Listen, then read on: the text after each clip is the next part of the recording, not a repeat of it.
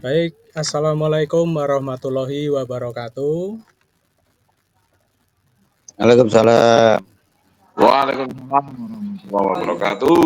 Oke, selamat pagi Bapak Ibu Guru SMKN 1 Bledo yang berbahagia. Kali ini saya CGP Angkatan 11 Kabupaten Batang atas nama Lili Ardianto mohon izin untuk share diseminasi aksi nyata modul 1.4 budaya positif. Hal ini kami sampaikan karena menurut kami ini sangat penting, terutama kaitannya dengan keberpihakan kita terhadap siswa didik.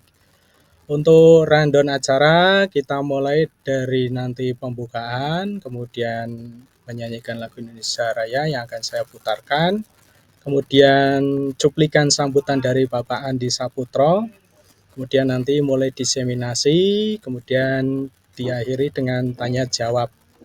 Baik, tanpa memperlama waktu, saya segera putarkan lagu Indonesia Raya untuk memulai sesi acara diseminasi kali ini.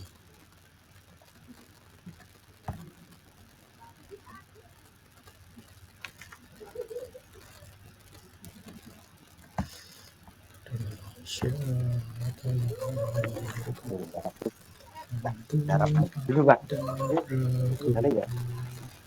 Di sana Tes. jadilah ibuku, Indonesia bangsaku, bangsa dan tanah air. Marilah kita bersatu, Indonesia bersatu. Hiduplah tanahku, hiduplah negeriku, aku lagi semua.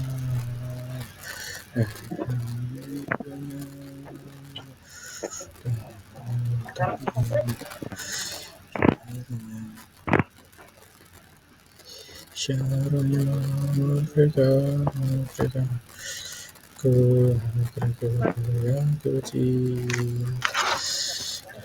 Syaraya Afrika, hiduplah Indonesia, Indonesia Afrika. Cinta Indonesia.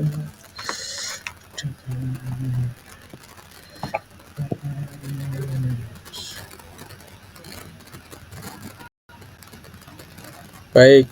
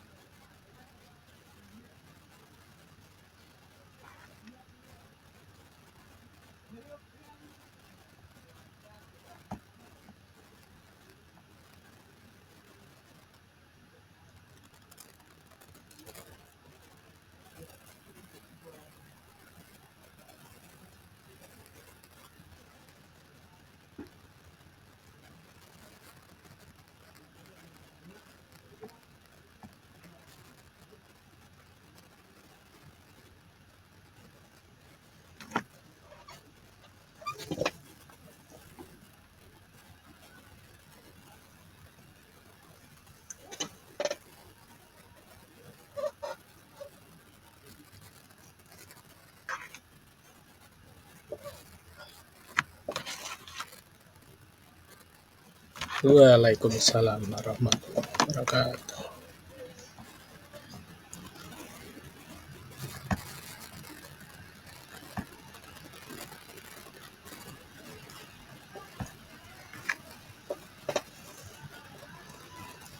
Baik Bapak Ibu semua, sesudah tadi mendapatkan pengarahan dari Bapak Kepala Sekolah tentang pentingnya disiplin positif, sekarang masuk ke materi tentang disiplin positif dan kebajikan universal. Bapak Ibu pastinya sudah sangat sering mendengar tentang kata disiplin ya, karena kosakata itu merupakan benang merah dalam segala hal, khususnya dalam pendidikan. Disiplin yang terbayang di benak kita biasanya adalah hal-hal yang berkaitan dengan aturan, dengan penegakan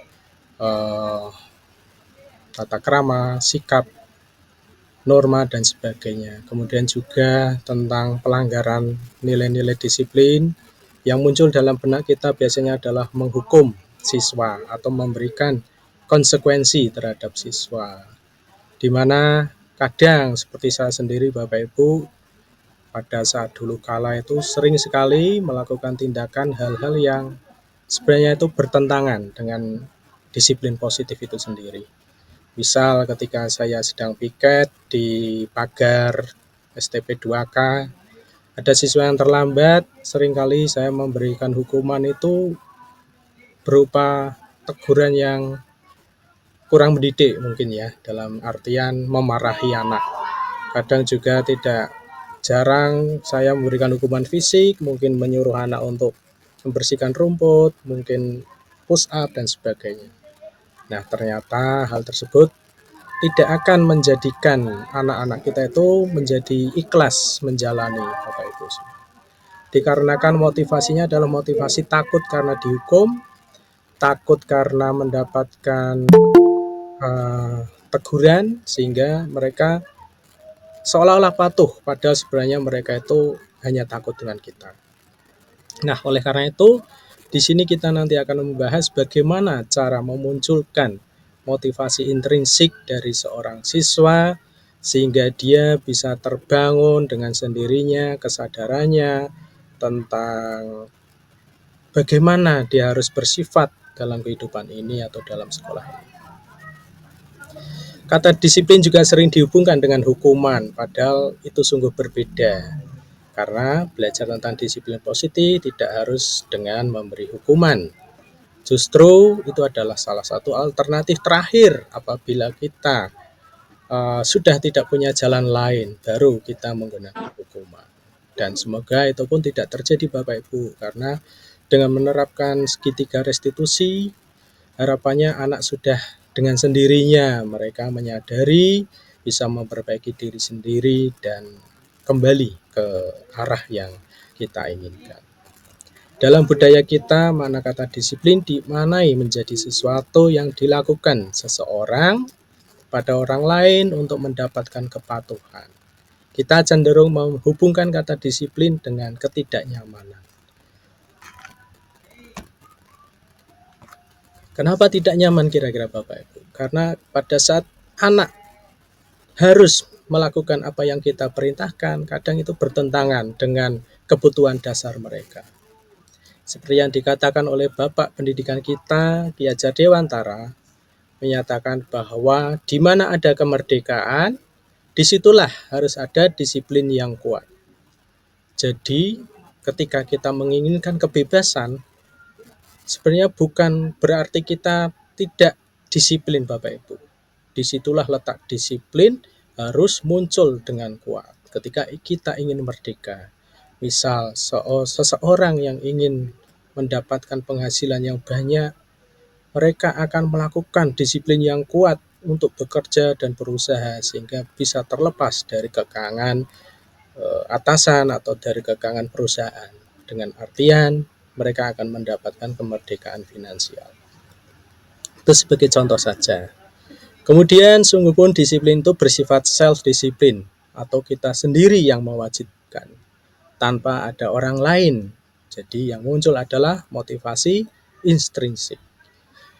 Tetapi sama saja, jikalau kita tidak cakap melakukan self-disiplin, wajiblah ada faktor eksternal yang harus bisa mendisiplinkan kita. Misal kalau seorang anak atau peserta didik tidak bisa memunculkan motivasi intrinsik untuk berdisiplin, mereka tetap butuh kita atau butuh orang tuanya untuk menegakkan self-disiplin itu sendiri. Peraturan-peraturan demikian itu harus ada dalam suasana yang merdeka atau yang menyenangkan. Jadi tanpa ada kekerasan, tanpa ada kekerasan verbal maupun kekerasan fisik. Menurut Ki Hajar Dewantara dalam bukunya Pemikiran Konsepsi Keteladanan Sikap Merdeka. Lanjut Bapak Ibu. Mari kita bayangkan alangkah indahnya ketika tercipta masyarakat yang bisa saling belajar. Masyarakat bisa kita artikan lingkungan sekolah kita Bapak Ibu. Kita belajar sepanjang hayat. Kita berliterasi setiap saat, setiap pagi, setiap sore, setiap malam kita berliterasi. Dan akan terjadi perasaan yang terikat atau terhubung satu dengan yang lainnya. Karena masyarakat seperti itu akan mengambil tanggung jawab untuk pembelajarannya. Senantiasa berusaha untuk menjadi insan yang lebih baik dari sebelumnya. Itulah tujuan dari disiplin diri.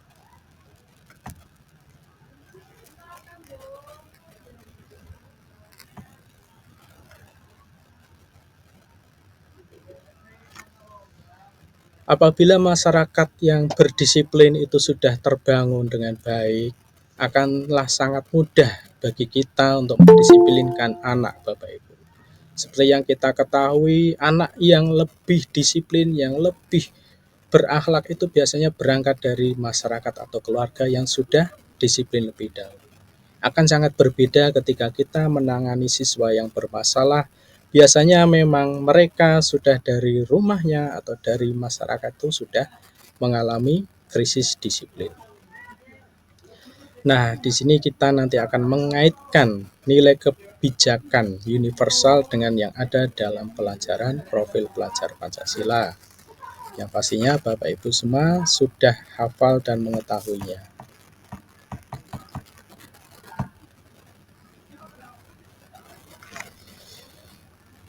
Kaitan antara nilai-nilai dengan kebajikan universal, di sini ada banyak nilai Bapak Ibu semua. Yang pertama ada kepercayaan kepada Tuhan, di mana itu sebagai modal awal atau modal dasar sikap yang dimiliki oleh manusia untuk berbuat baik sesuai aturan dan sesuai norma. Karena keyakinan wujudnya Tuhan sebagai pencipta alam dan mematuhi segala ajaran berlandaskan pegangan agama atau kepercayaan masing-masing selaras dengan prinsip rukun negara. Kemudian nilai berikutnya adalah bertanggung jawab. Kesanggupan diri seseorang untuk memikul dan melaksanakan tugas serta kewajiban dengan sempurna merupakan tolak ukur bagaimana seseorang itu bisa dianggap tanggung jawab atau tidak. Nilai berikutnya adalah berdikari. Kebolehan atau kebisaan, kesanggupan melakukan sesuatu tanpa bergantung kepada orang lain. Tidak harus dibantu orang lain, tidak harus didorong oleh orang lain, tapi dia dengan sifat mandirinya bisa memunculkan semangat dari dalam diri sendiri. Kemudian harga diri, ya, di mana berupaya menjaga marwah diri, tidak melakukan tindakan-tindakan yang bertentangan dengan norma-norma masyarakat, norma agama maupun norma hukum. Nilai kebajikan berikutnya adalah kerajinan, yaitu usaha yang berterusan, bersungguh-sungguh dan berdedikasi dalam melakukan sesuatu. Kemudian tak lupa juga berterima kasih, yaitu perasaan dan perlakuan untuk menunjukkan pengiktirafatan dan penghargaan kepada orang lain. Selalu mengucapkan terima kasih tentang hal apapun yang telah orang lain lakukan terhadap diri kita. Nilai berikutnya patriotisme, yaitu bangga dan taat setia kepada negara maupun raja. Di sini dituliskan raja, misal sama kita hidup di lingkungan keraton, itu berarti kita juga harus taat kepada raja kita. Nilai kebebasan, bebas melakukan sesuatu, tertakluk kepada peraturan dan undang-undang, ya. Bebas dalam artian tetap mengingat dan melihat aturan yang berlaku di suatu negara, bukan bebas dalam arti sebebas-bebasnya. Nilai berikutnya adalah keberanian, yaitu kesanggupan untuk menghadapi tantangan dan hambatan dengan yakin dan tabah. Nilai berikutnya adalah kejujuran, bercakap benar, bersikap amanah, ikhlas dalam setiap perlakuan. Satunya pikiran, ucapan, dan tindakan merupakan salah satu bentuk kejujuran. Kemudian juga berikutnya adalah rasional. Boleh berpikir berdasarkan alasan atau bukti yang kuat, bukti-bukti yang mendukung, tidak ngawur dan tidak asal-asalan. Intinya adalah dapat dipertanggungjawabkan dalam mengambil segala tindakannya.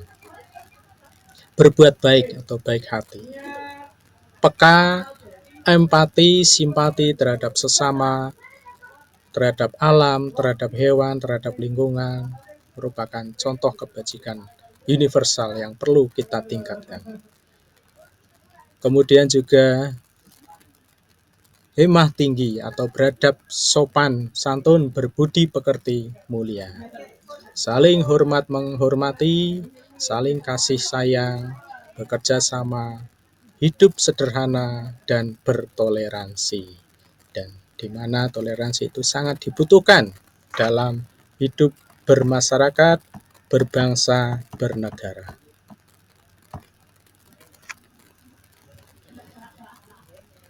Membentuk disiplin tidak lepas dari dimulai dari diri pribadi sendiri atau berangkat dari murid itu sendiri, di mana bisa kita terapkan di dalam keyakinan kelas.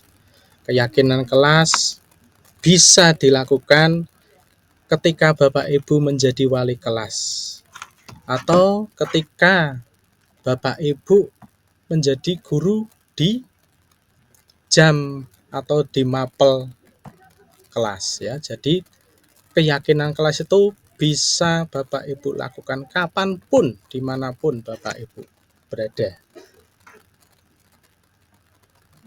Keyakinan kelas ditujukan untuk membangun nilai-nilai budaya positif yang sudah dijelaskan dalam penjelasan yang tadi.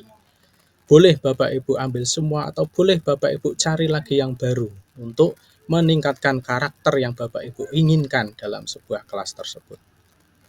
Misal di sini ada kata disiplin. Bapak Ibu bisa menerapkan dengan memberikan kesepakatan kepada anak, ditawarkan pada anak. Bentuk disiplin seperti apa yang mau dilakukan dalam kelas Bapak Ibu. Misal di sini datang tepat waktu di sekolah, mengerjakan tugas tepat waktu, mengikuti kegiatan, upacara, olahraga, dan sebagainya. Memakai seragam sesuai jadwal, menggunakan kata-kata yang sopan ketika berkomunikasi dengan guru, dengan teman, dan lain sebagainya. Bisa Bapak Ibu terapkan dimulai dari kelas Bapak Ibu.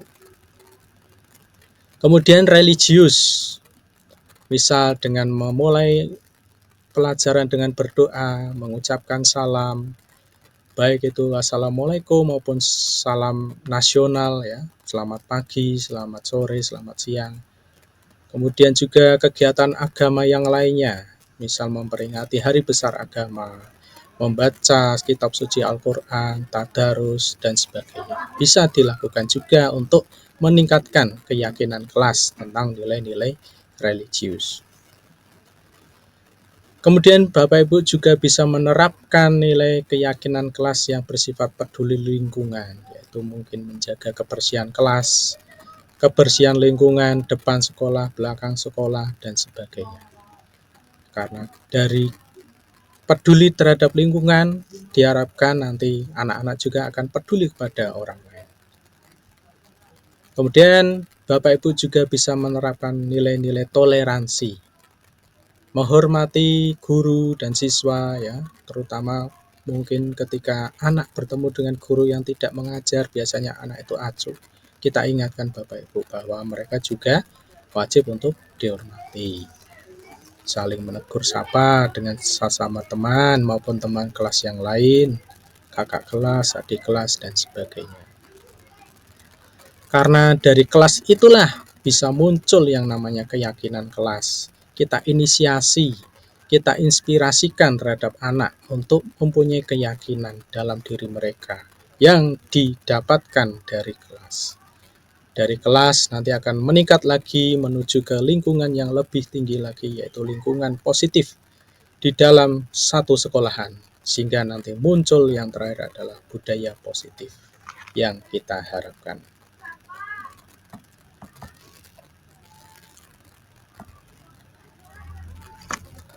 Baik Bapak Ibu, setelah dari kelas kita pelajari kembali kenapa kok bisa muncul motivasi dari seorang anak atau seorang manusia untuk melakukan segala hal, segala tindakan, segala sesuatu. Pastinya kita punya motivasi Bapak Ibu. Misalkan saya berangkat bekerja ke sekolah ini, saya punya motivasi. Berbagai macam motivasi yang ada dalam diri kita Bapak Ibu. Mungkin ada motivasi kebutuhan hidup dasar kita sebagai manusia yang butuh sandang pangan papan.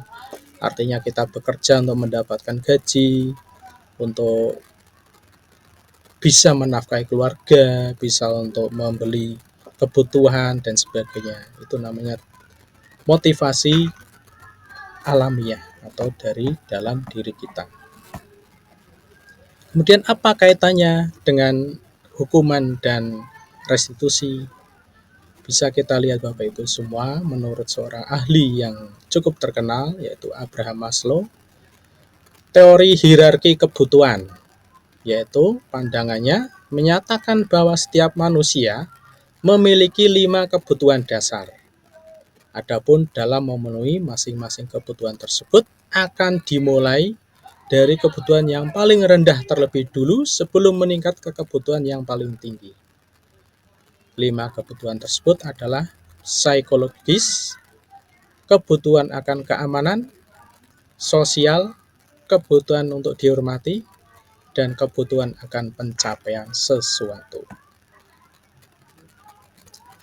Kemudian hubungannya dengan hukuman dan penghargaan.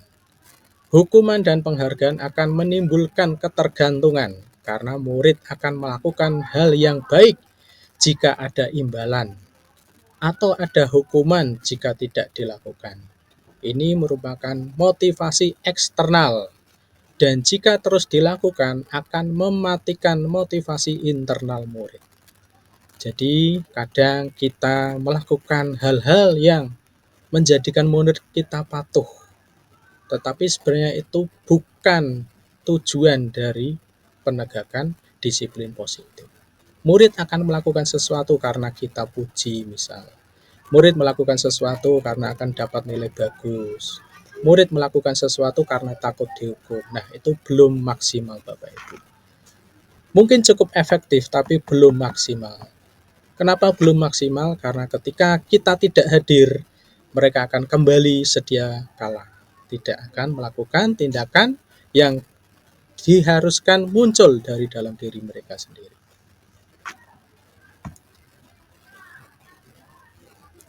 Posisi kontrol guru. Jadi dari teori tadi muncul posisi kontrol Bapak Ibu. Ada 5 posisi yang disusun menurut penelitian dari Maslow. Yang pertama yaitu Bapak Ibu guru sebagai penghukum. Ini masih sering dahulu khususnya saya lakukan Bapak Ibu ya. Jadi biasanya hukuman bisa terjadi secara fisik maupun verbal. Saya marahi anak yang melanggar peraturan, saya marahi anak yang tidak mengerjakan tugas, saya marahi anak yang datang terlambat dan sebagainya. Dan itu ternyata tidak tepat Bapak Ibu. Karena akan menjadikan anak akan mendendam terhadap guru tersebut. Mereka yang muncul tidaklah sebuah kepatuhan tapi hanya takut. dan tidak akan suka terhadap guru yang bersangkutan. Di sini guru berpikir bahwa cara yang dilakukan adalah satu-satunya yang terbaik agar tujuannya tercapai. Padahal sebenarnya tidak. Itu yang pertama. Yang kedua, posisi membuat rasa bersalah. Dia akan nampak lebih halus, tidak menghukum mungkin ya. Tetapi dia akan menggunakan kosakata yang menyudutkan siswa, yang menjadikan siswa seolah-olah di posisi terdakwa atau posisi yang bersalah. Guru akan menggunakan keheningan untuk membuat murid merasa bersalah. Misal, saya akan berkata kepada anak yang melanggar peraturan begini. Kamu mau Pak Lili ditegur oleh Pak Andi gara-gara kamu tidak ikut pelajaran. Nah, itu memposisikan anak itu menjadi bersalah Bapak Ibu. Dan mengambil kita sebagai playing victim. Seolah-olah kita nanti yang akan jadi korban dari kesalahan murid. Dan ternyata itu ada sedikit yang menggunakan ya. Apakah efektif Bapak Ibu? Efektif, tetapi ketika ada Bapak Ibu guru saja. Ketika Bapak Ibu guru sudah tidak ada, mereka akan kembali ke sifat dasar mereka. Itu posisi membuat rasa bersalah. Posisi yang ketiga yang semakin bagus yaitu posisi sebagai teman. Nah, di sini sudah mulai penggunaan kosakata yang menyenangkan Bapak Ibu. Bapak Ibu akan menggunakan hubungan baik Bapak Ibu terhadap murid untuk mengontrol perilaku murid. Bisa dengan cara keakraban ya, dengan menjadi bestie, dengan menjadi teman dan sebagainya. Kosakata yang digunakannya pun penuh dengan candaan, bercanda dengan murid, kemudian mengajak mereka guyon dan sebagainya. Apakah ini efektif? Efektif Bapak Ibu, efektif. Tetapi masih ada kekurangan. Ketika anak bertemu dengan guru yang bukan bestinya, mereka tidak akan melakukan hal yang sama. Mereka tidak akan patuh, tidak akan melakukan yang terbaik dari diri mereka ketika tidak ketemu guru yang tidak menjadi bestie mereka. Ini kelemahannya. Kemudian posisi yang berikutnya adalah pemantau Bapak Ibu. Guru yang ada pada posisi pemantau mengandalkan data-data sebagai bukti perilaku murid. Biasanya tidak akan muncul kata-kata yang menyakiti, tidak akan muncul menyalahkan, tidak ada muncul kata-kata yang mengakrabkan, tidak ada. Guru berbicara dengan datar, tidak beserta atau tidak disertai emosi, dia hanya menggunakan data saja. Misal, saya punya data dari si A. Datanya dia sering terlambat, datanya dia sering bolos dan sebagainya. Nah, saya hanya akan berbicara secara datar kepada si anak tersebut. Apakah ini efektif? Efektif tetapi tidak maksimal. Karena sekali lagi, anak belum muncul motivasi intrinsiknya. Dia mematuhi guru yang bersangkutan hanya karena mungkin takut, ya, mungkin karena takut mendapatkan sanksi yang berat dan sebagainya. Kemudian posisi yang terakhir, inilah posisi yang diharapkan ada pada Bapak Ibu guru semua, yaitu sebagai manajer. Posisi kontrol ini adalah yang paling ideal, ya. Walaupun tidak sempurna, tetapi ini paling ideal dari keempat posisi yang sudah disebutkan. Di mana guru berbuat sesuatu dengan melibatkan murid, menggali kesadaran murid, menumbuhkan motivasi intrinsik murid. Guru mempersilahkan murid mempertanggungjawabkan perilakunya serta mendukung murid untuk menemukan solusi atas permasalahan. Misal, ada anak melanggar disiplin, kita panggil anak. Kita tanya, "Nak, kenapa kok kamu bolos sekolah?" "Oh, saya ada pekerjaan di rumah." "Oh, ada pekerjaan." Kemudian kita tidak akan menyalahkan anak begitu saja Bapak Ibu. Kita akan mencoba memaklumi. Oh ya, ya namanya orang itu kadang ada kepentingan ya, Leo. Jadi ya nggak masalah sama kamu kadang nggak masuk. Tapi kamu tahu kan, kalau nggak masuk itu merupakan sebuah pelanggaran disiplin. Nah, di situ kita coba bangkitkan kesadaran dia. Bangkitkan dengan tidak menyalahkan, dengan tidak memojokkan, dengan memposisikan kita sebagai orang yang mengerti yang memahami permasalahan dari si anak. Kemudian tunjukkan bagaimana perilaku kedepannya yang bisa memperbaiki terhadap situasi yang sedang dia hadapi. Tunjukkan solusi yang bisa diperbuat oleh siswa. Munculkan motivasi siswa untuk mencoba bertanggung jawab sesuai dengan kehendak siswa. Kita tanyakan, bagaimana kira-kira nanti kamu ke depannya, nah apakah masih nggak masuk, atau mau masuk, atau bagaimana. Kita munculkan Bapak Ibu kesadarannya secara intrinsik dengan penuh kasih sayang. Nah, posisi manajer ini sementara adalah posisi yang paling ideal. Walaupun tidak sempurna Bapak Ibu, saya yakin tidak ada sistem yang sempurna. Ketika anak sudah ada yang mengalami kelainan, ini pun tidak akan bisa bekerja Bapak Ibu. Misal anak itu ada bawaan lahir mungkin tuna apa gitu ya, itu nggak bisa Bapak Ibu. Tidak bisa kita posisikan kita sebagai manajer untuk memperbaiki dia. Tetapi paling tidak hal ini lumayan untuk menangani anak-anak dalam kondisi normal. Apabila anak melakukan tindakan kriminal pun hal seperti ini tidak bisa kita jalankan Bapak Ibu.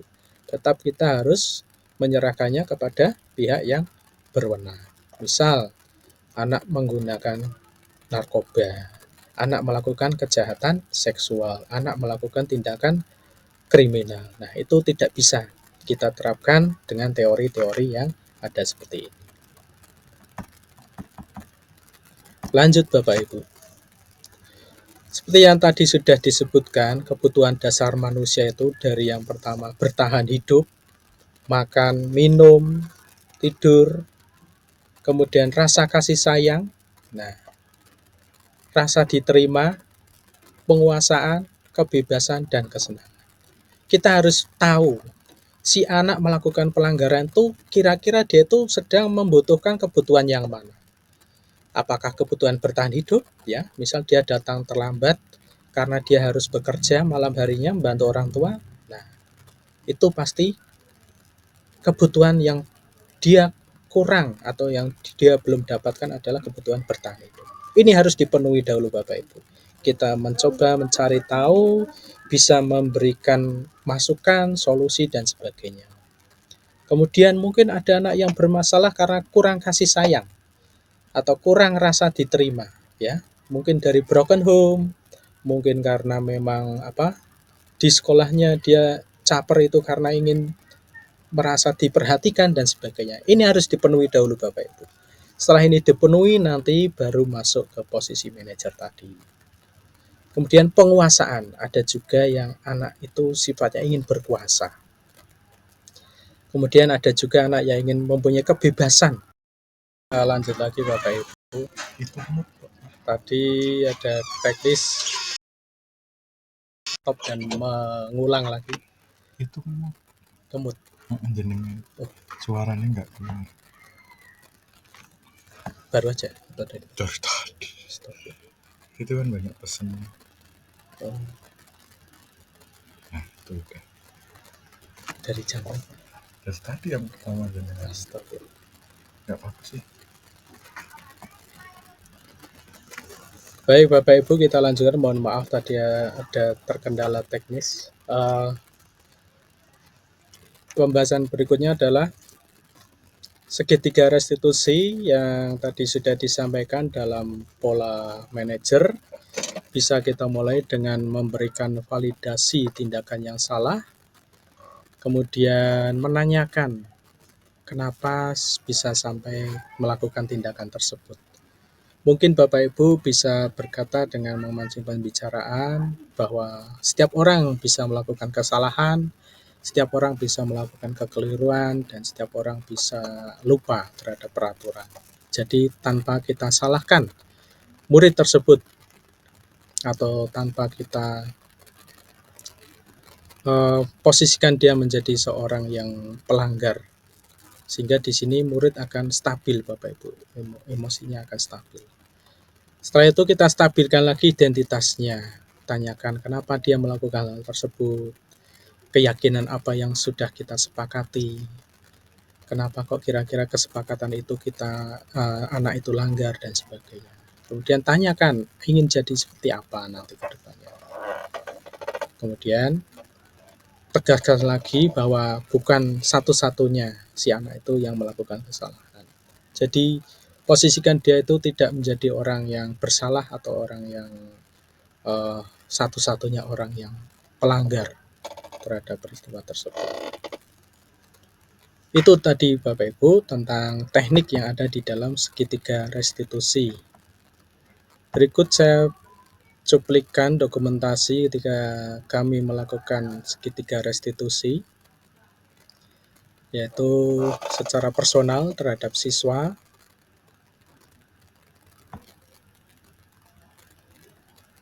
Dan ini ketika upacara Hari Pramuka Bapak Ibu, ada anak yang tidak memakai topi. Nah, di sini saya mencoba menerapkan restitusi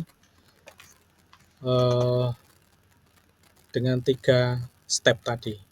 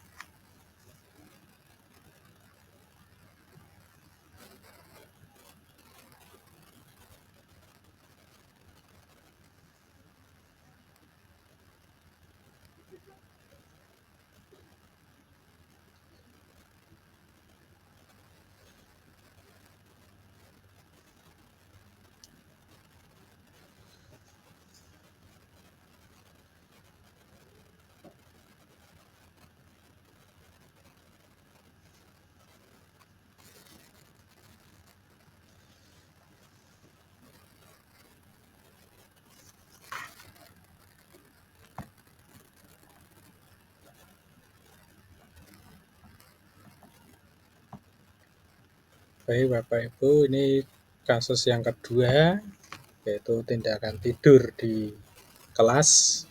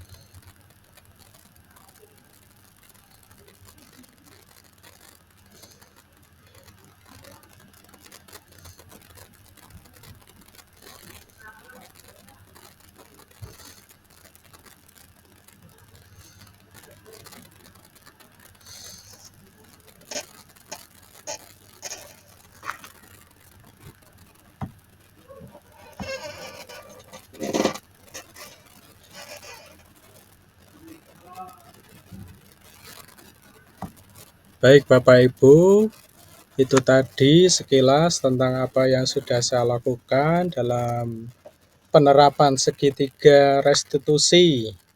Monggo sekarang giliran sama Bapak Ibu mau mengajukan mungkin masukan, pertanyaan dan sebagainya, bisa untuk disampaikan di kolom komentar atau langsung open mic Bapak Ibu. Monggo Bapak Ibu, waktu dan kesempatan kami berikan.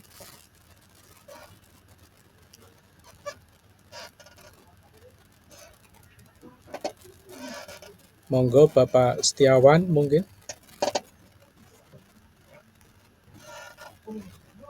Silakan apabila ada saran, masukan. Bapak Winarto mungkin. Monggo Pak Win, masukan Pak Win. Nggih. Monggo Pak. Izin Mbak Lili, Nggih. terima kasih atas waktunya. Nggih, Pak. Sungguh menarik sekali materi yang sudah disampaikan terkait dengan Nggih, Pak. disiplin positif. Ada sedikit pertanyaan terkait etika restitusi dalam penyelesaian terhadap kasus kasuistis yang terjadi pada anak-anak Nggih, Pak. atau murid. Ini sejauh mana aktivitas penyelesaian seketika restitusi dalam menyelesaikan suatu permasalahan yang terjadi pada siswa atau sekolah yang lanjutan tingkat atas. Siap, Pak Win. Tingkat keberhasilannya bagaimana? Baik, Pak Win. Begitu Pak Lili. Nggih. Heeh. Terima kasih. Iya. Terima kasih Bapak Winarto atas pertanyaannya yang luar biasa. Jadi saya ulangi pertanyaan dari Bapak Win, bagaimana atau sejauh mana tingkat keberhasilan dari penerapan segitiga restitusi terhadap penanganan kasuistis. Kasuistis mungkin maksud Bapak Win ini mungkin yang udah agak berat mungkin Pak Win nggih. Kaitannya dengan Ya. mungkin perkelahian atau mungkin yang lainnya. Baik Bapak, saya mencoba menjawab, sama nanti kurang mungkin teman-teman yang lain bisa memberikan tambahan ya tentang penerapan segitiga restitusi. Untuk penerapan segitiga restitusi Bapak Win, kita akan melakukan sesuai dengan step yang sudah diberikan di dalam teori Maslow tadi, yaitu memvalidasi kesalahan. Kasuistis yang terakhir itu perkelahian antara Dias dan siapa itu ya. Kita validasi Bapak. Jadi kenapa kok sampai dia itu memukul si Dias ini, kok sampai memukul si siapa ya namanya, lupa satu yang dipukul tuh. Nah ternyata ada motivasinya Pak Win. Kenapa kok si Dias ini memukul anak Bledu itu? Kenapa? Ternyata anak itu menurut pengakuan dari Dias ini istilahnya itu apa ya Pak, sering ngomong yang nggak enak atau sering memprovokasi lah, provokasi terhadap si Dias. Nah si Dias ini ternyata anaknya sebenarnya pendiam Pak, tapi ternyata sampai pada titik dia tidak bisa menahan lagi emosinya, sehingga ada kesempatan dia melakukan tindakan yang melanggar peraturan, yaitu melakukan kekerasan atau memukul dari si anak itu, sehingga terjadilah penganiayaan dalam tanda kutip terhadap si anak. Nah motivasinya ternyata si Dias ini adalah sudah tidak tahan dengan ucapan-ucapan yang dilontarkan dari si anak tersebut. Nah kita validasi ternyata seperti itu. Nah kemudian tindakan selanjutnya bagaimana? Tindakan selanjutnya kita tanyakan keyakinannya Pak Uli. Apakah dia menyadari tidak kalau tindakan tersebut itu melanggar terhadap kesepakatan atau tata tertib yang ada di SMK Bledu. Dan dia menyadari Pak Uli. Dan dia siap menerima konsekuensi. Kemudian kita tanyakan ke depannya, bagaimana cara kamu memperbaikinya Dias? Apakah kamu cukup hanya minta maaf dengan yang bersangkutan? Ternyata tidak ya, dan dia bertanggung jawab sampai ke ranah kepolisian Bapak, karena memang kasuistis, karena kasuistis itu udah termasuk berat.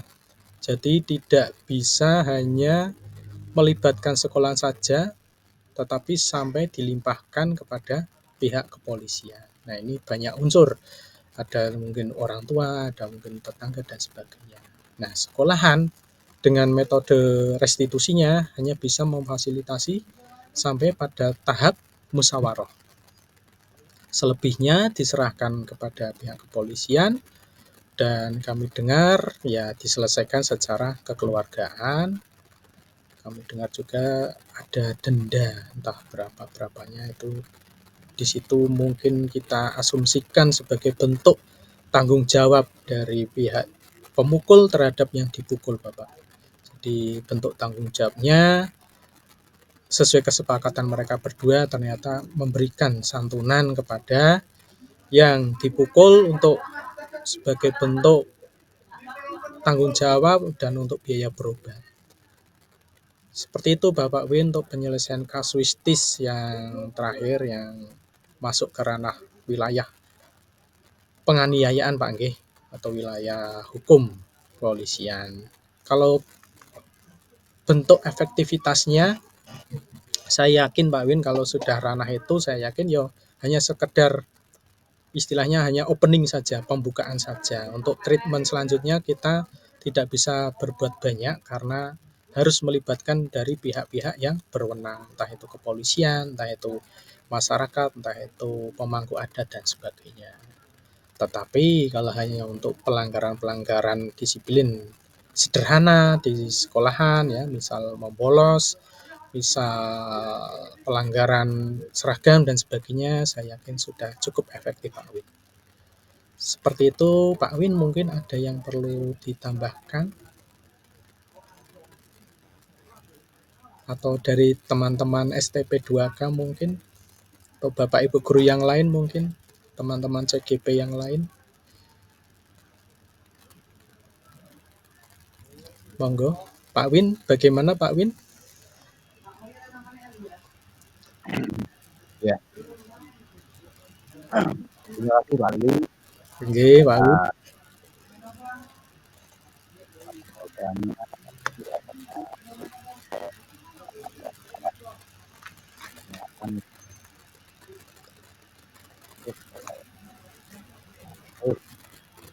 Nggih. Siap.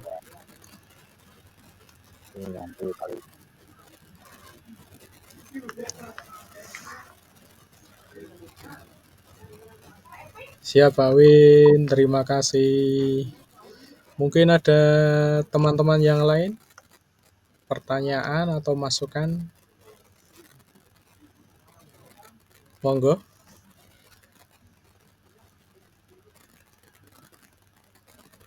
Cukup nggih teman-teman nggih, saya kira untuk diseminasi kali ini. Nanti kita bisa lanjutkan di forum diskusi selanjutnya atau ketika ada teman lain yang sharing, bisa kita lanjut untuk mengambil topik yang sesuai lagi. Terima kasih kami ucapkan sebesar-besarnya. Saya secara pribadi mohon maaf apabila banyak kekurangan, banyak teknikal tadi, permasalahan teknik, dan mohon maaf sekali lagi dan terima kasih saya ucapkan atas kelegaan waktu, kesempatannya terhadap penyelenggaraan acara diseminasi disiplin positif ini. Semoga apa yang kita lakukan hari ini mendapatkan berkah, mendapatkan manfaat untuk kebaikan diri kita, kemudian untuk murid-murid kita dan untuk sekolah kita. Akhir kata dari saya, wassalamualaikum warahmatullahi wabarakatuh. Waalaikumsalam warahmatullahi wabarakatuh. Warahmatullahi wabarakatuh. Monggo Bapak Ibu boleh leave meeting. Terima kasih.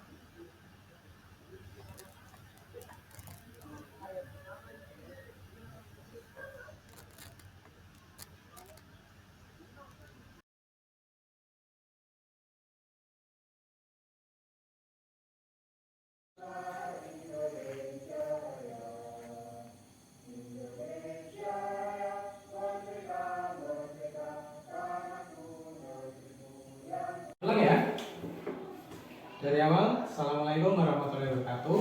Waalaikumsalam warahmatullahi wabarakatuh. Baik, selamat pagi anak semuanya. Hari ini kita akan melaksanakan istilahnya adalah pembimbingan dalam hal disiplin positif. Baik, dari yang pertama kita ulang lagi, Mas Aska silakan perkenalkan diri.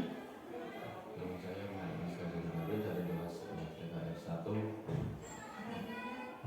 Satunya. Saya Fabrizio Sabriana dari 11 TGSM 1.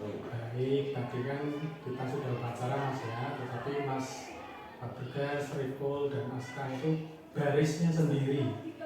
Iya, kira-kira apa tadi yang sudah dilakukan oleh Mas Aska, Fabrizio, dan Riful? Kurang modest. Iya, kurang. Aska juga ya, Iya. sedikitnya kelupaan tadi dibilang. Lupa ya, Aska? Iya. Oh, hilang. Iya Pak. Iya. Oh, udah lama Aska hilang. Sudah lama. Sudah lama. Oh enggak lama deh Pak. Nganu tadi dicari nggak ada. Nggak ada di rumah itu atau di sekolah? Di rumah. Oke, terus kalau Mas Fabrizio lupa, Lupa. tapi punya. Iya. Oke, jadi ya nggak apa-apa. Sebenarnya yang namanya orang lupa itu kan alamiah ya. Pak Guru barang kadang juga lupa ya. Manusia itu hal yang lupa itu wajar. Kemudian kalau Aska itu hilang ya, mungkin pas naik motor kawur, mungkin di jalan atau mungkin di rumah ya, bisa jadi dipinjam punya adik mungkin Aska. Punya. Nah, mungkin juga dipakai adiknya. Jadi tidak memakai perlengkapan itu sebenarnya bukan hal yang apa ya, kalau tidak disengaja itu memang nggak yang fatal. Oke, jadi nggak apa-apa ya. Kemudian Aska sedih nggak ketika merasa dibariskan sendiri kayak tadi itu, sedih nggak? Maksudnya apa izin, apa malu atau Malu. bagaimana? Malu ya. Kalau Fabrizio gimana? Malu juga ya. Ya itu nggak apa-apa sih sebenarnya, bukan maksudnya untuk dibariskan, dipermalukan itu enggak, cuma untuk katanya tadi banyak juga ya yang belum keciduk istilahnya ya.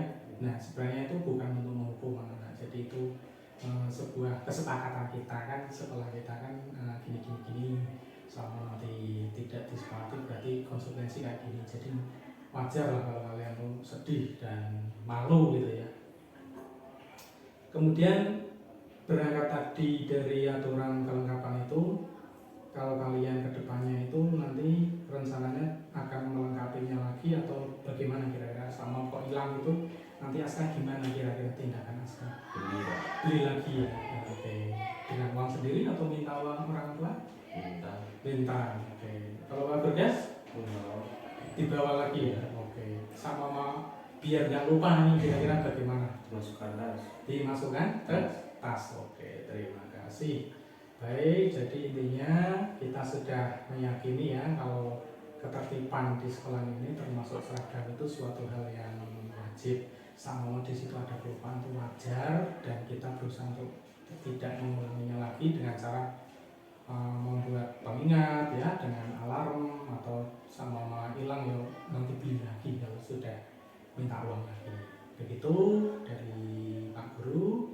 Terima kasih atas waktunya. Sekian. Wassalamualaikum warahmatullahi wabarakatuh. Waalaikumsalam warahmatullahi wabarakatuh. Ya, sekarang Mas Reko tak. Baik anak-anak, tentang pertanyaannya adalah tentang bagaimana pendapat kalian tentang penegakan disiplin dengan metode segitiga restitusi yang barusan Pak Lili lakukan. Dari Mas Aska dulu mungkin. Merasa nyaman atau nggak nyaman? Nggak nyaman Pak, Lo nggak nyaman, kenapa Mas? karena dibarisin sendiri. Oh, bukan yang itu, yang ini, yang Oh yang ini ya, yang sekarang. di Mending kayak gini. video Pak soalnya. Oh, ini bukan untuk Mas, ini untuk istilahnya pembelajaran Pak Guru saja. Nah, bagaimana Mas pendapatnya? Kalau dulu kan kalian ada yang dihukum suruh bersihin rumput gitu ya. Ya enggak, kalau sama mau melanggar itu kan habis upacara kan disuruh membersihkan rumput lah. Sekarang cuma kayak gini, itu kita terapkan segitiga restitusi, itu bagaimana perasaannya? Aska dulu. Biasa saja Pak. Oke, biasa. Kalau Pak Briges gimana? Lebih itu ringan Pak. Lebih ringan ya, dan lebih istilahnya mengena Mas ya. Ya. Jadi tidak model fisik gitu ya. Ya. Oke, terima kasih Pak Briges. Kalau Rikul minta pendapatmu Kul. Gimana? Mantap. Begini, Iya, kenapa Kul kok bisa lebih mantap yang begini? karena Karena pasti ada alasannya. Iya, setiap orang melakukan kesalahan ada alasan. Tidak mungkin kita sengaja gitu ya. Oke, itu aja Kul. Ya. Oke, terima kasih semuanya. Sekian dulu dari saya. Wassalamualaikum warahmatullahi wabarakatuh.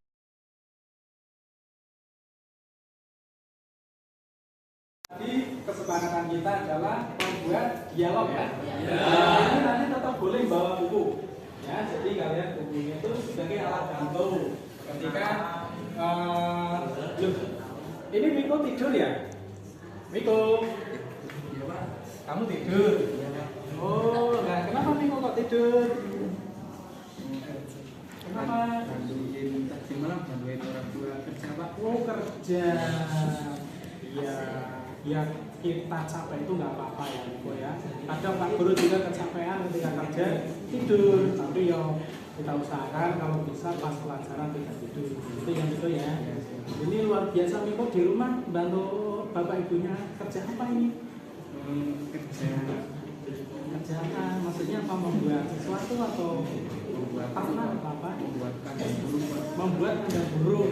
Luar biasa. Ternyata Miko pencapaian di sekolah itu ada sesuatu yang positif teman-teman sekolah ya.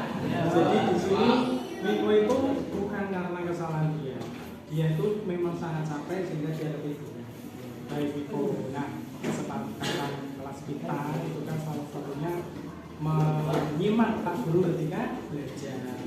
Nah berarti posisi Miko di sini sebenarnya tidak sesuai kesepakatan ya Miko ya. Tetapi Miko sudah bilang ternyata karena kecapean bekerja. Baik Miko, kira-kira Miko ingin memperbaiki hal tersebut tidak kira-kira? Dengan cara bagaimana? Cara menangani. Oh, nangan tolong ya. Nanti kalau pas kerja kita istirahat dulu gitu ya. Ya, baik Miko, terima kasih atas semangatnya kepada teman-teman walaupun dari tertidur, tapi Miko sudah menyadari ya bahwa keyakinan kelas kita itu menyimak Pak Guru walaupun berat rasa berat. Nah, ini akan ditanggulangi dengan cara kita. Terima kasih Miko, tepuk tangan buat Miko. Miko tadi sudah kita lakukan ya, itu namanya proses disiplin positif Miko. Itu membangkitkan kesadaran dengan teknik segitiga restitusi. Sekarang kesan-kesan Miko ini tentang penerapan disiplin positif yang sudah Pak Lili lakukan terhadap Miko apa nih? Sangat positif Pak. Saya tidak merasa diragukan dan memalukan.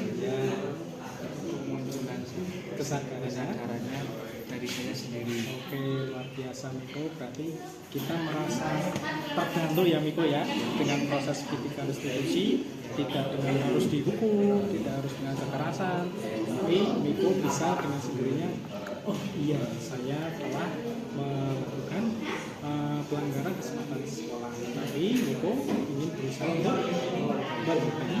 Terima kasih Miko.